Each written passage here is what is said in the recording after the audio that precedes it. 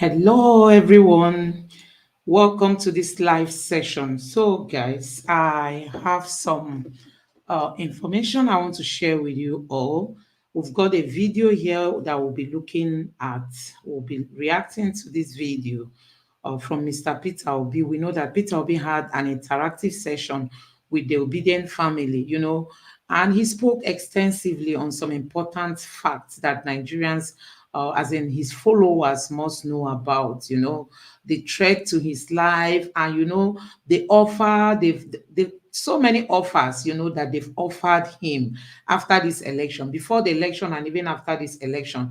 Most of them, that not most of them, all of them, he turned them down, and that has led to so much threats. They've been threatening him on almost on a regular note. But like he told the Obedient family that he's not scared, he's determined in ensuring that a new Nigeria is better. But before we go into what Peter Obi told Tinubu, Peter Obi spoke about the economy and other things, especially the way this current administration is handling the affairs that has to do with the nation. Because, everybody, even an APC chieftain, is currently saying that it's not even what we expected from Tinubu that we are seeing. Many people thought it was the Tinubu of in those days, according to the APC chieftain. He was trying to say that, oh, they knew Tinubu to be somebody who has groomed so many politicians, so they expected him to overperform should he become the president of Nigeria. But he was like saying, oh, for these 6 months, we've seen the worst, as in nothing has happened. You can imagine this is coming from an APC chieftain. But that by the side, we'll be looking at what Peter Obi said. But before that, let me just take you through some of the headlines making strong wave on the social media. Like you can see, this is one of the things that Peter Obi talked about, as regards to the current state of our economy in terms of, in terms of attracting foreign investors to come into the country to invest. He's saying that we need to attract foreign investors, not to chase them. And he equally said this again, that nobody goes around searching for investors. Peter Obi tackles Tinubu. So this is coming, on the wake of this administration being in the business of traveling, as in they've been traveling, going out and going around the country in the name of they are looking for investors. Look at how much is being budgeted just for local and foreign trips for this president and Shetima himself. Look at how much billions. This is not a million. This is how much this current administration is going to spend just on travel. This is some, it might even exceed this amount, because there might be some emergencies and all that, but this is just like, let's just say what they are looking forward to spending.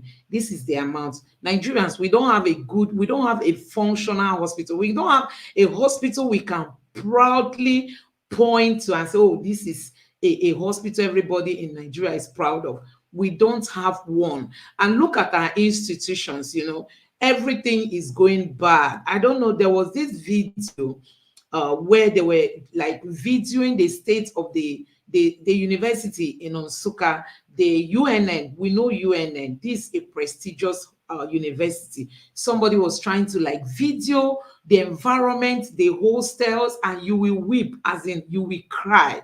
You want to say, is this where Nigerian students are studying?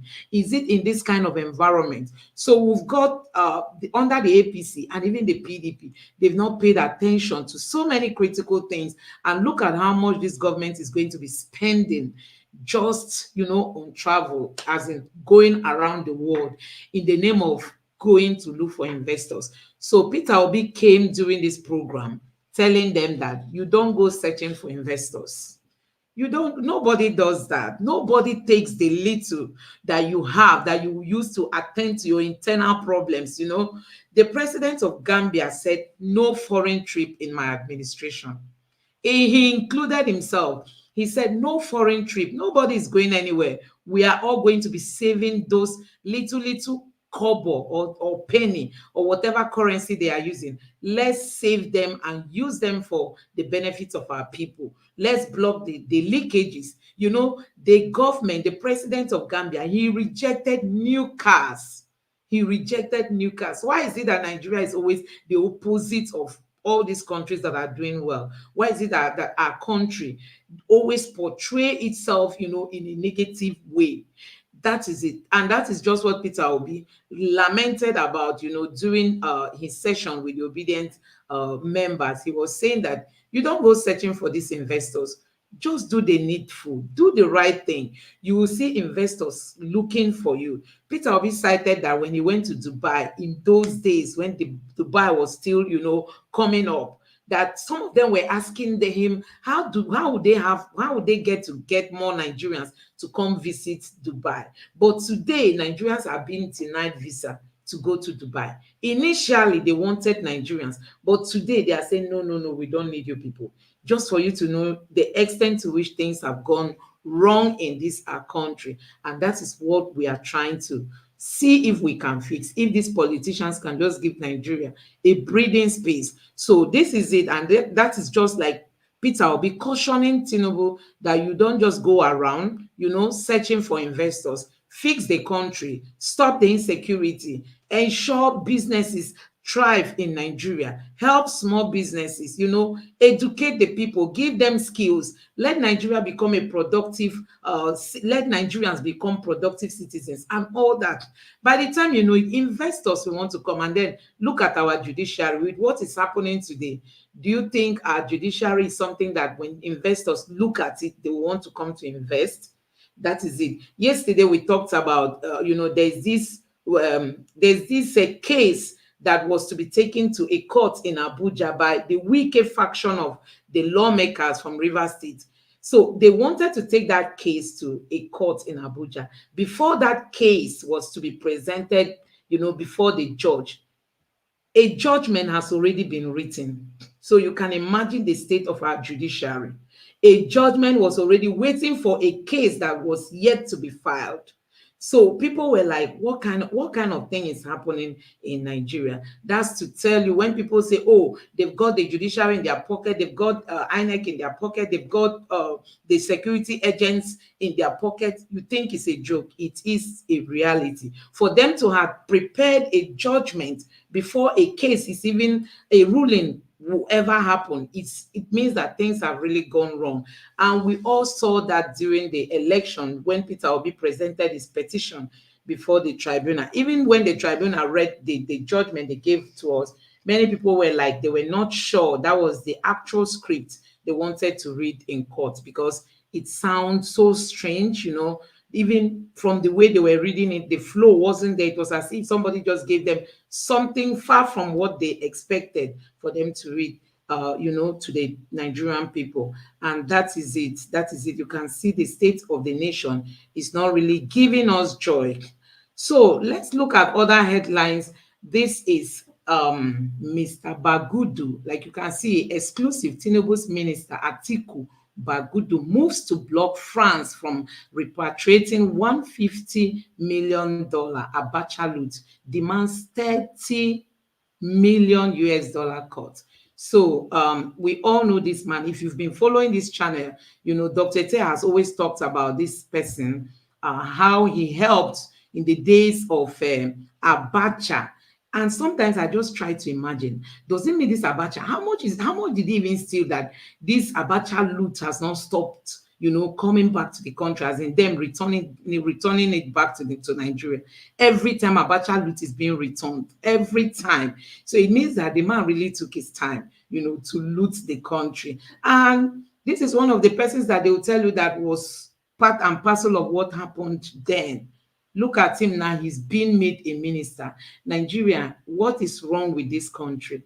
My fellow countrymen and women, what is even wrong with our country? That you find out that people who have corruption related issues are always the ones being promoted. We know that Senator Akpabio once had this problem, when he was, I don't know that position he handled in the Niger Delta. He came before the Senate to testify, and The EFCC was still having its issue. Today, he's the Senate president. We also have other people. Look at the ex-governor from Zamfara State. He was accused by the EFCC. This one is not even ordinary citizen. This is not even the accusation coming from the current governor. From the EFCC. The EFCC was just waiting for him to leave office for them to start probing him, only for the EFCC man to be taken in, and then today he has been made a minister. So you can imagine how things go in Nigeria. Sometimes the citizens, as in they are the ones that when they commit any little crime, they will suffer for it. But our politicians, when they commit any, they are being promoted. Look at what is happening today in Rivers State. Nobody has the guts, nobody has the boldness to call out the FCT minister and say, what you are doing is wrong. Everybody is just keeping mum, especially among the APC members. They don't have the boldness, they don't have the fear, as in they don't have the courage, to come out and call out this person and say, no, what you are doing is wrong. So honestly, Nigeria today, we need God's divine intervention. We can't even build a country with the kind of foundation we have today, with the kind of system we have. We can't build a country with all this, honestly. We can't. We can't. So, and that is why when we keep saying we must retire these politicians, I want you to see it as a responsibility, that we all must take up. Going through the headlines too, this is coming from Twitter. This person was referring to the president, and she was saying that it's a fake president, everything fake, fake, fake, because of when you look at the country today, nothing is working. And people will ask you, how did we get here? How did we get to having this kind of person as our president? We saw the man from Ghana. I showed you guys a video of a Ghanaian pastor who is saying that, oh, Nigeria, they for the fact that they have a dull leader, that no matter, even if they have brilliant people around the leader who is dull, you see that dullness will affect everybody in the cabinet. You can imagine that is coming from a Ghanaian man. The Nigerians are very smart people. They are very intelligent. When you go to the US, you see Nigerians doing well in their universities. But for the fact that we have a dull leader, that's how he put it, for the fact that we have a dull leader, that nothing will appear to be working in Nigeria. So you see, that is what is also driving people from making this kind of comment. This person posted on Twitter and said, fake president with a fake mandate leading a fake government over a fake country, paying fake supporters to sing fake praises, to fake accomplishments. The only real thing about Nigeria is corruption. So that is it. That is just it. The only real thing people want to refer Nigeria or want to attach Nigeria to is corruption. Corruption. So this is still Mr. Peter Obi. Peter Obi, during his session with the Obedient family, talked about how his life is being threatened because he rejected mind-blowing offers. Peter Obi said since after the election, they've been calling him and offering him all sort of offers, and because of his kind of person, he wants to keep his credibility, his character. He doesn't want to dent it, because it is same these people that want to tempt him now. If he takes anything tomorrow, now they are just looking for something to hold him against 2027. Tomorrow now they'll say, but Peter Obi, we gave you this and you took. So Peter Obi said they've been offering him all kinds of offer, but he has always turned them down. As in, no matter what they try to offer him, he will tell them no, that he's not interested. You see? So he's saying that he's been threatened because he's rejecting mind-blowing offers. Not offer.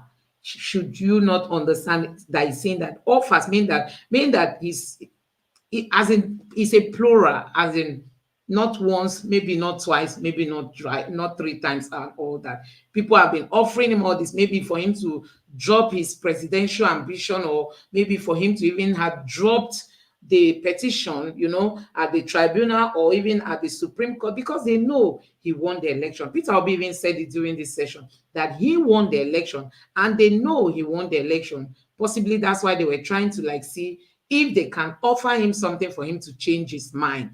So in case you don't know, Buhari marked his 81st birthday and the president of Nigeria, Tinubu, congratulated him and praised him, and gave him all kinds of beautiful names, possibly because he allowed him to become, he gave him that opportunity to be the flag bearer of the APC. And at the end of the day, INEC and the judiciary helped him to secure the seat in Aso Rock.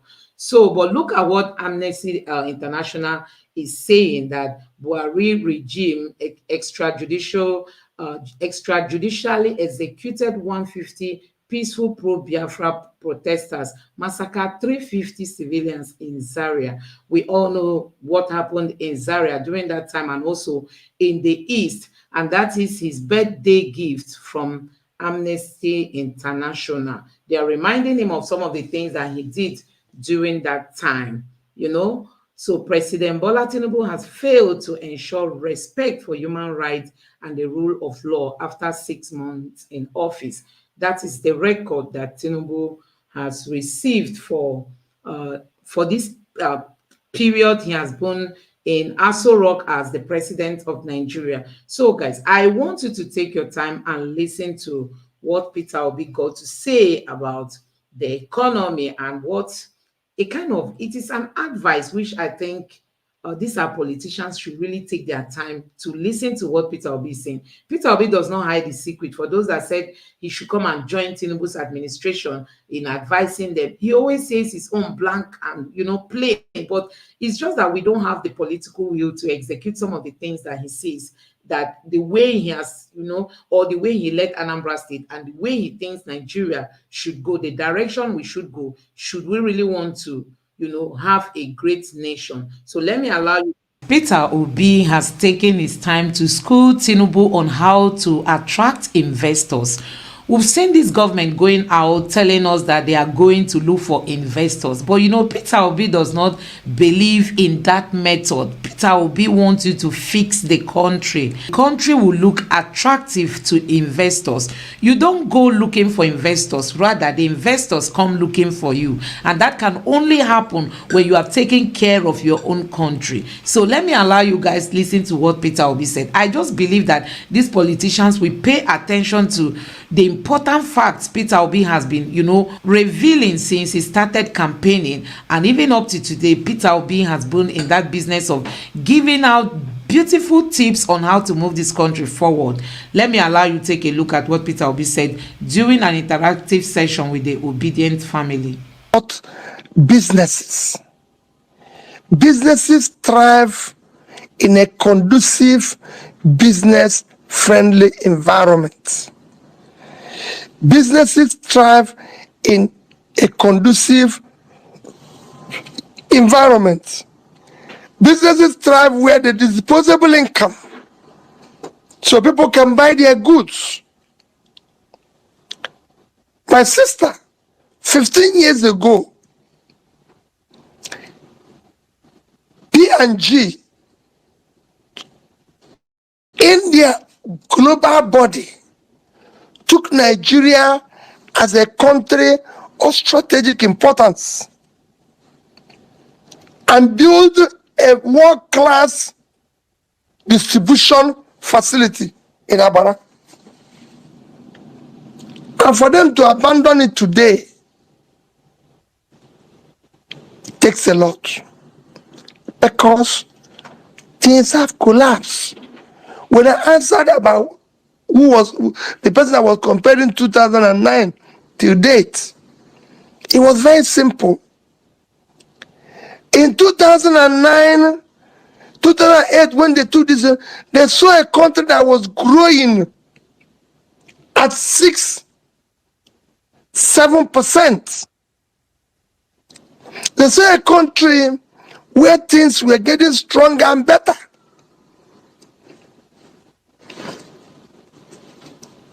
Our debts were low. There were disposable income. The people who were able to buy items today, from studies, I even read one for less than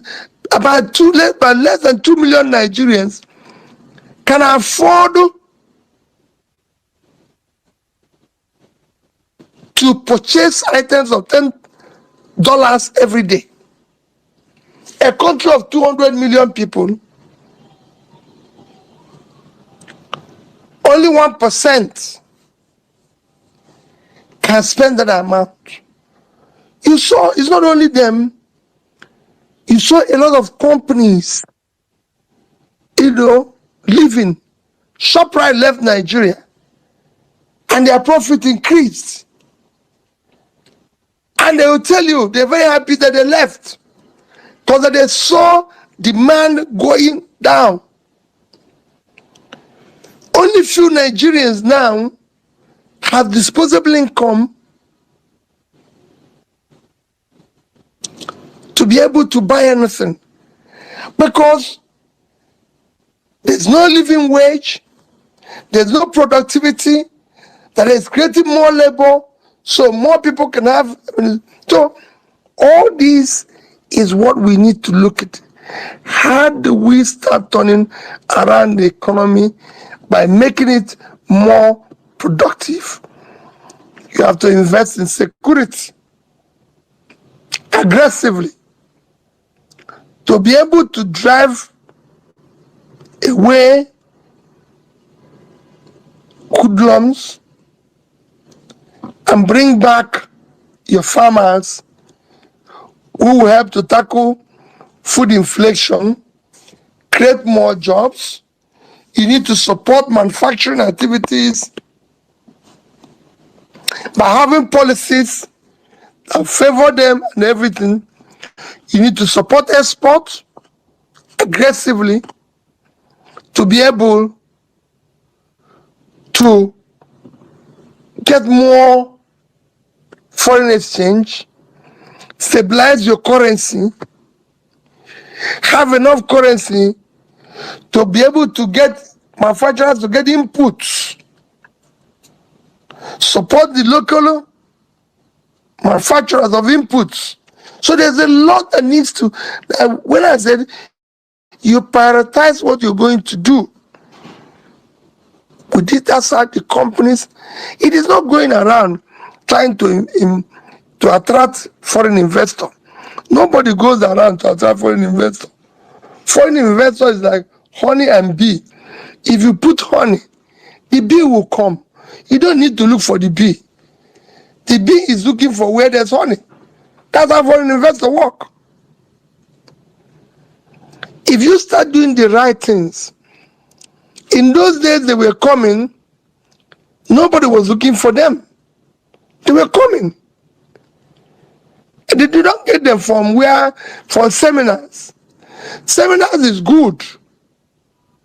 But most importantly, is to be able to show foreign investors stay where there's rule of law. Is your biggest intangible asset. They don't stay where there's no rule of law. They don't stay where things are done rascally. They follow rule of law. It's an intangible asset that is driving those Western world you think people are going to. Those places people are going to. Where there's respect, where there's law and order, where there's security. If you look at what is happening in our country today, from elections to the law courts to everything is rascally. And nobody stays when he sees things in such circumstance or environment, because you don't know how it is going to affect you. So guys, in case you don't know, Tinubu and Shettima were named as the most traveled president, after they spent 100 days in office. As in, no other Nigerian president has traveled the number of times they traveled in the first 100 days in office. I mean, that is just an award winning, for them. I mean, that is like breaking a Guinness record. These people, they've just been using the little resources Nigeria has in the name of traveling to go look for investors. You've not fixed your house. You've not looked at your judiciary. Look at the mess that is going on, you know, in the judiciary. I mean, the kind of judgment, the kind of ruling that we are seeing. Yesterday, we talked about, you know, an ex parte. I mean, a ruling, a judgment that was to delivered even before a case was to be filed before the judge. You know, a judgment was already written, waiting for the case to come. That is the kind of judiciary we have. And one keeps asking, is there any sensible investors that want to invest in such an environment like ours? So this government is not paying attention to critical things. You know, they don't want to reduce unemployment. They don't want to reduce insecurity. They don't want to reduce some of the mess we have today in Nigeria.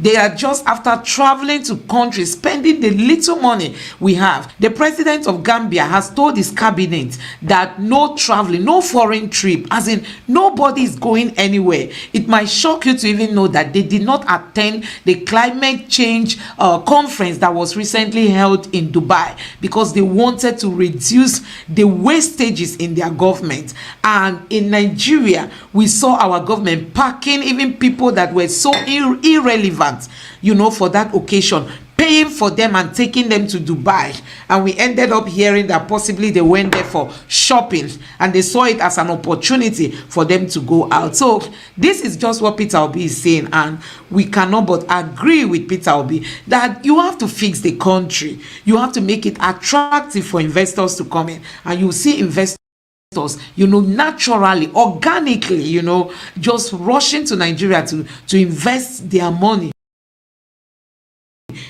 in our country. So we've seen it. Peter Obi has equally shown to be an example. You saw during the campaign, Nigerians fell in love with him, even though he told us he does not give shishi, he does not give penny, but Nigerians were willing to spend on his behalf because they look at his personality, they look at his character, look at his history, look at everything about Peter Obi. You get to know that this is somebody Nigerians should associate with. But our politicians don't care. Let me know what you think about all this in the comment section below.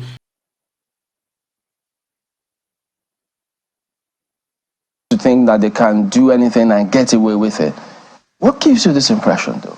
Have you noticed? Thanks very much for the opportunity. I think it is important to emphasize the issue. The critical challenge facing us as a nation is to make our democracy work. After 24 years of uninterrupted democracy, we seem to be stuck in one place. Citizens are not happy with leaders. Expectations of citizens are not being met.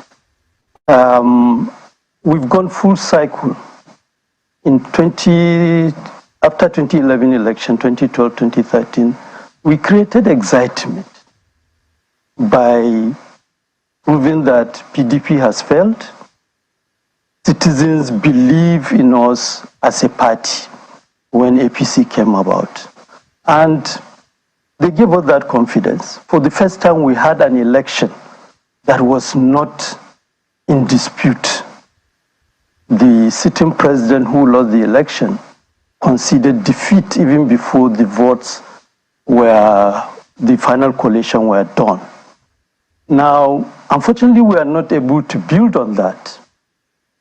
Listening to Professor Jega talking about issues of restructuring, these are issues for me as a party. We sat down for the first time and set up a committee under the leadership of Malam Nasir El-Rufai, came up with what we call the True Federalism Report that did justice. Unfortunately, the party failed to discuss it. And that was a report which, before we even adopted it as a committee, was shared with the president, shared with the party leadership, and they didn't see any problem with it. But In the party? look, I think, like I've argued before, as a party, there are many shades of opinion, many shades of belief, ideas, and in some ways, since the formation of APC, it appeared to be stuck almost controlled by the conservative bloc. They always have their way.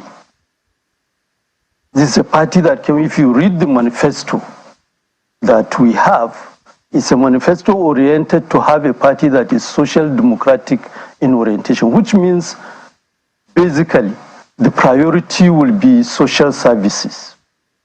Now, since we won election in 2015, the closest we came to that was the issue of social investment, which a lot of funding went into it.